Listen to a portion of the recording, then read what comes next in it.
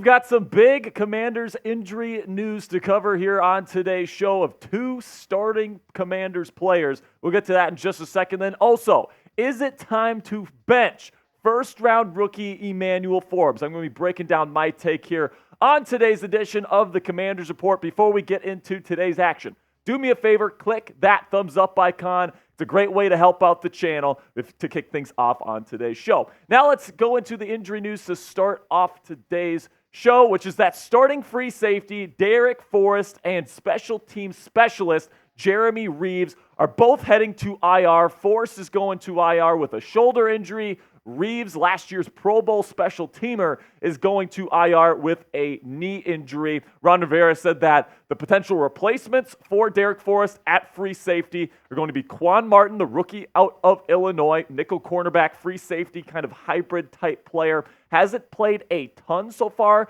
in the regular season. It looks like he's going to get most of the starting reps from this point forward, while Darrick Forrest is on IR for the next several weeks. And then Percy Butler is another option that they could use. I think we're going to see these guys kind of get split reps at free safety. They're going to see who kind of rises to the top of the depth chart here, who plays better. And until Darrick Forrest comes back, one of these gentlemen is going to earn the playing time here on the defensive side of the ball. This is a big-time loss for this secondary that has already given up some big yardage this year for the Washington Commanders. And, speaking of this secondary that's really struggled, a big part of that is first-round rookie Emmanuel Forbes, especially over the last couple of weeks. And coming up here, we're going to be going over whether or not the Commanders should bench the first-round rookie so he doesn't completely lose all of his confidence here going up against these really tough wide receivers. He got toasted against A.J. Brown. He got toasted against DJ Moore. Should Ron Rivera sit the kid to allow him to learn and grow behind this veteran group of corners? Before I get into that, let's have a word from our sponsor at Game Time. And Game Time is the brand new sponsor here on the Commanders Report, and it is the fastest and easiest way to buy tickets for all the sports, music, comedy, and theater in your area. If I ever want to go and see an MLB baseball game, for example, or an NBA basketball game, and it's kind of last minute, I always go to Game Time, and that's the only ticketing app that I use because they have last minute deals right before game time, and they also have the lowest price guarantee, so you always know you're buying the cheapest ticket at that price. And then also you don't have to go to these other ticketing apps and you don't have to shop around. Game Time has that guaranteed for you. They've got you covered. Also, the app has a ton of great features, including a 360-degree view of the seat, so you know exactly where you're sitting before you get to the stadium. It's the fastest-growing ticketing app in the country for a reason, guys. Get images of your seat before you buy so you know exactly what to expect when you arrive at the game or venue. Buy tickets in a matter of seconds, 2 taps, and you're set on their app. Tickets are also sent directly to your phone, so you never have to dig through your email. Really good feature there as well. Snag the tickets without the stress with Game Time today. Download the Game Time app, create an account, and use code NFL Chat. One word, all caps, NFL Chat, for $20 off your first purchase. Terms apply. Again, create an account and redeem code NFL Chat, all caps, one word, for $20 off. Download Game Time today. Last minute tickets, lowest price guaranteed.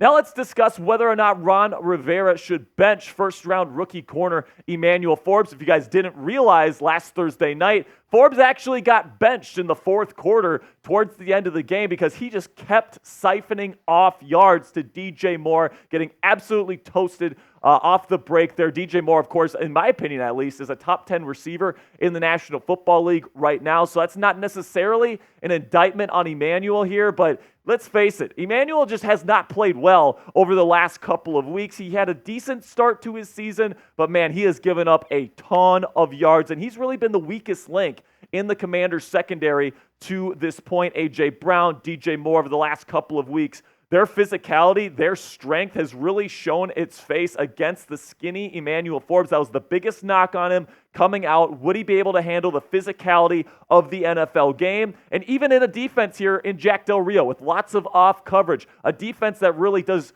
everything to hide that lack of physicality, he is still getting out-muscled out there. He's still getting completely toasted off the line, and his uber aggressiveness as a defender is absolutely rife with concerns because double moves, especially against these number one type wide receivers, are absolutely toasting this young man, and he needs to learn to play with more discipline, in my opinion. Now, I do think Emmanuel Forbes is going to continue to play, right? You've been seeing Kendall Fuller, Emmanuel Forbes, and Benjamin St-Juste in there in those nickel packages, and that's pretty much what they run in their base. Jack Del Rio likes to have three corners on the field at all times, except for certain situations like third and short, fourth and short, goal line, those types of situations. But overall, especially with the Darrick Forrest injury here, I still think because they believe in Emmanuel, they think that he's the future number one cornerback here in Washington. I think they're going to continue to play him, at least for the time being, but he's definitely on the hot seat here, and it wouldn't shock me if he has a couple more bad games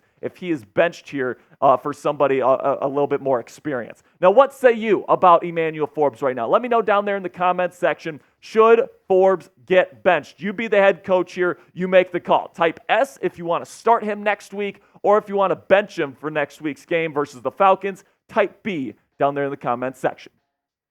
Now let's talk about the two core issues surrounding this Washington Commanders football team right now, because I do think that there's talent here. I do think that there's a potential playoff run in this team, but there's two things that are really holding this team down right now. Number one, the offensive line simply cannot block anybody, and then two, the defense cannot stop anyone at this point in the season. Now, I'm going to tell you which one of these two I think is absolutely fixable, but first, let's break these down one by one. Let's start with the offensive line. Right now, the Washington Commanders have given up 29 sacks in 5 weeks.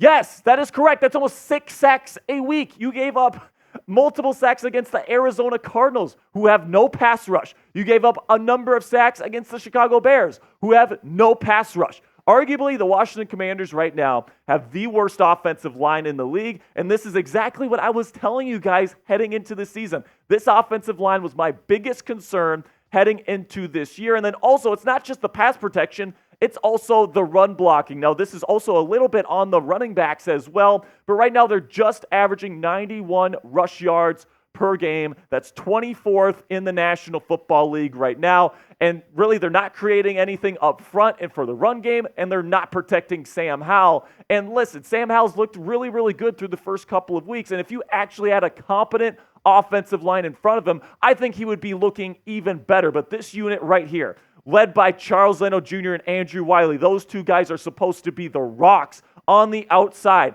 Neither one of them is living up to that potential right now. You bring in Andrew Wiley as your big free agency pickup here as the right tackle of a Super Bowl champion team there in the Kansas City Chiefs, and he has not been good to start this season. Plain and simply. I think Sam Cosmi has actually played pretty well at right guard. I think he's made that transition quite well, but Sadiq Charles and Nick Gates aren't cutting it either, in my opinion. Then you look at the depth that you have here on the offensive line. This is not good enough, people. Ron Rivera needs to see this, and he needs to address this by the trade deadline, or things are going to get ugly for Sam Howell. I am concerned for the health of Sam Howell if this team cannot figure out this offensive line. And listen, this unit is just as bad as I told you guys it was going to be heading into the season. And what I heard all the time was, oh, Jack, you're worrying too much. Oh, they're going to gel. Oh, Sadiq Charles, there's a reason why they're keeping him as a starter. Turns out none of that is true. Turns out they're all bad on this offensive line, maybe besides Sam Cosmi, but Andrew Wiley's been a big disappointment.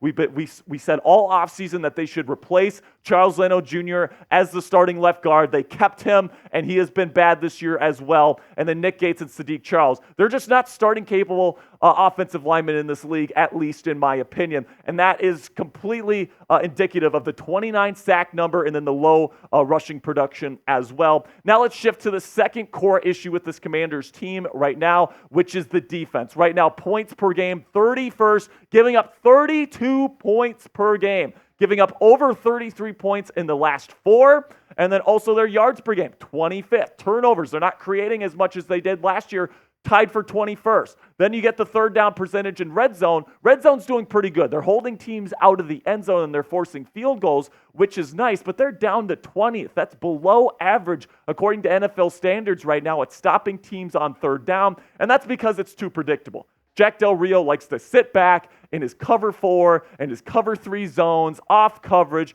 and people just know the rules to the test, man. They just know what this team is going to run, and they're exploiting those rules, plain and simply. And when you have run a defense like this where the offense knows what you're running, you better have a ravenous pass rush. And listen, to their credit, the Commanders' pass rush, top 10 in the league in sacks right now. They're doing just fine. But on the back end, the secondary, the linebackers, they are not getting their job done, and it's leading to these abysmal numbers here that need to get better. It's pretty plain and simple here for me, guys, when it comes to the Washington Commanders. If they can't fix these two issues, if they're giving up 32 points per game, if they're barely getting anything going in the run game, if they can't protect Sam Howell with that offensive line play, it's going to be another rough season for this fan base and for this team. Plain and simply, and you can pretty much kiss the playoffs goodbye, plain and simple. But there is good news here, guys. There really, really is. And that good news is that you have the talent on defense. I do think this stuff on defense is 100% fixable. I think that there's pieces you can move around. I think there's enough talent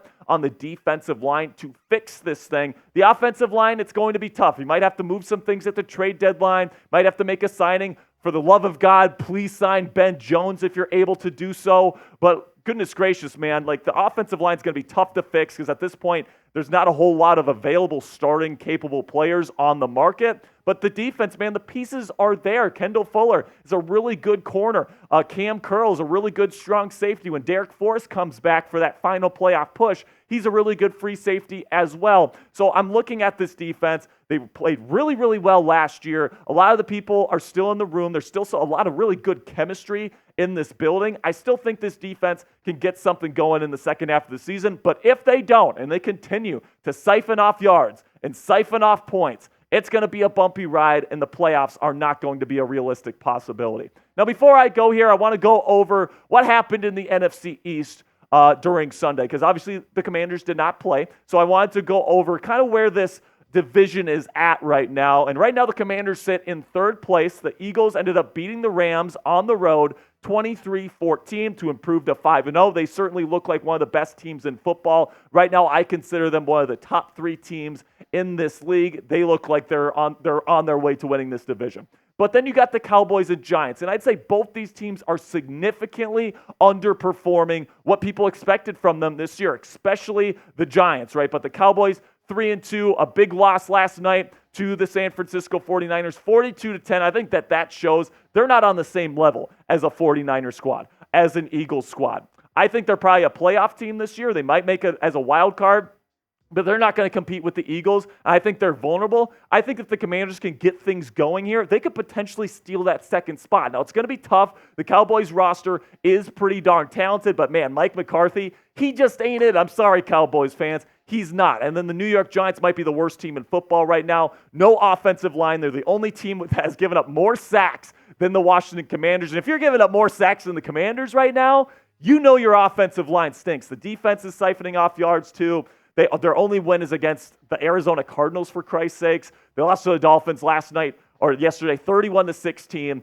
And the Dolphins didn't even play a good game. Tua did not look good in that Week 5 matchup, and they still lost by double digits. The Giants are in big trouble. All right, that's going to be it for me today, Commanders fans. Thank you guys so much for all of your support. If you want more Commanders videos throughout the week, tomorrow we're going to be putting out our Week 6 preview for this game versus the Atlanta Falcons. It is a must-win game, in my opinion. So if you want to see keys to victory, injury updates, all that different stuff, make sure you click that subscribe button and join us tomorrow.